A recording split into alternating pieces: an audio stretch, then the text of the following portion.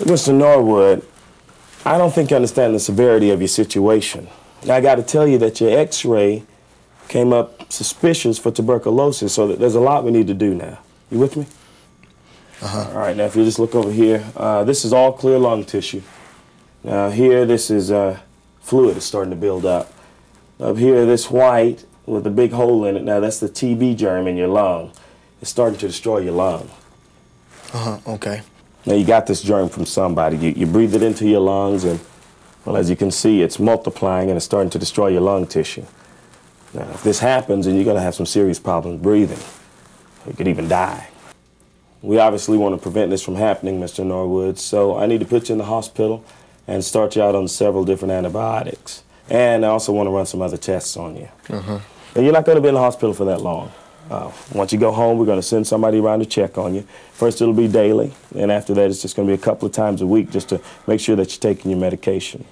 Well, I got to have somebody checking on me, man. I ain't got nobody checking on me. To make sure that you adhere to your regimen during the entire course of treatment. But, Mr. Norwood, this is going to take several months. Man, Jerome ain't said nothing about none of this. I'm sorry? Who's Jerome?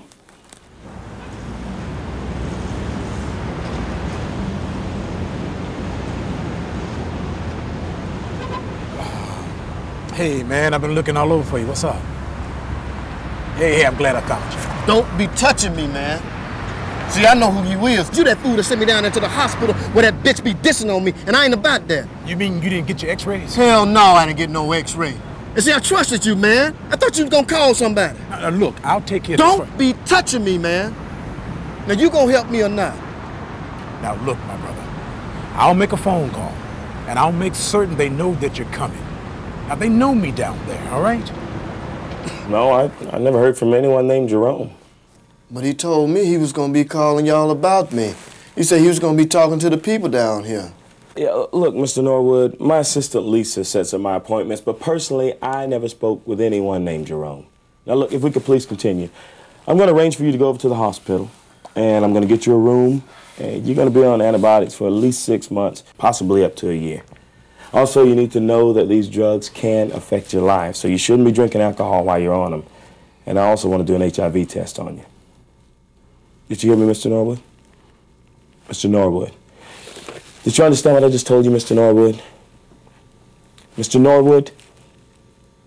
Mr. Norwood?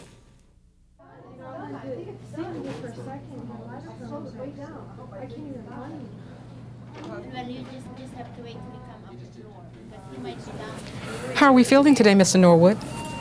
I'll be all right.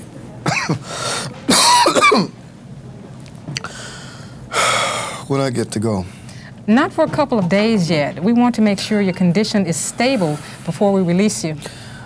Man, ain't nothing but a little cough.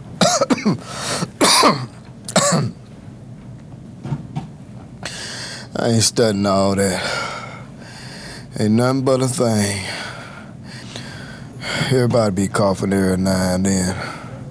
Now, you know as well as I do that your coughing is associated with your TB disease. Now, that means that you're going to have to stick with your treatment so we can be certain that the antibiotics run their course. Now, have you coughed up anything since this morning? Coughed up a little bit, but not a whole lot. Any blood? No, I ain't coughed up no blood. Wow, that's encouraging.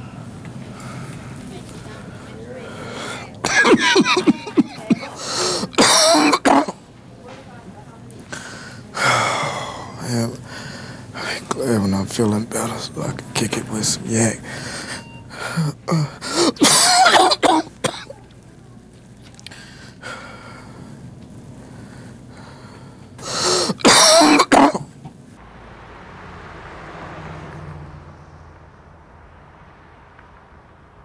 Man, I ain't drinking a lot. I'm just drinking a little bit. Besides, it's better drinking with my homies than hanging out in some clinic. Not only that, now that me and my man Bill's feeling better, we gonna score us some yak. Now look, I ain't saying you can't have no fun, but show up for your pills, okay? I don't care what Jerome said. I can't give you your pills while you're drunk. You don't understand. I got the cough bad this time. I needs my medication. Jerome said I can be kicking it with the boys as long as I get my medication. I needs it now. Here's a tissue. It sounds like you're developing a cold. Mr. Norwood, if I could just get you to come back tomorrow and maybe not have a drink between now and then, we can administer your medication. You know I can't give you antibiotics when you've been drinking. But I don't want to wait till tomorrow. I be coughing up blood by then. I be real sick then. I need my medicine. I need my medicine. Okay, Mr. Norwood. Come back this afternoon. Once you've sobered up, say around 5 o'clock, and we'll have your medication for you. How's that?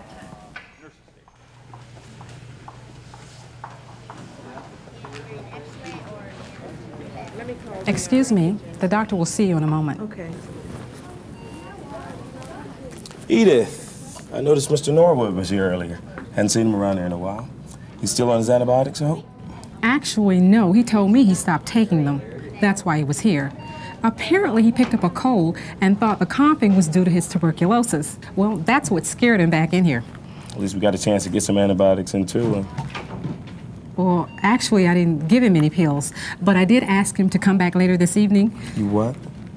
Well, I'm sorry, doctor, but the patient, well, frankly, he was drunk. Look, even if a patient is drunk, we still got to give him his pills and make sure he stays on them for the whole 6 months.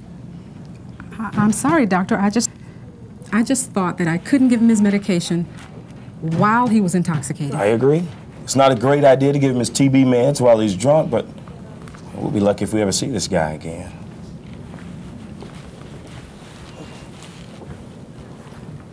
Sorry. I thought I was just doing what was right for Mr. Norwood.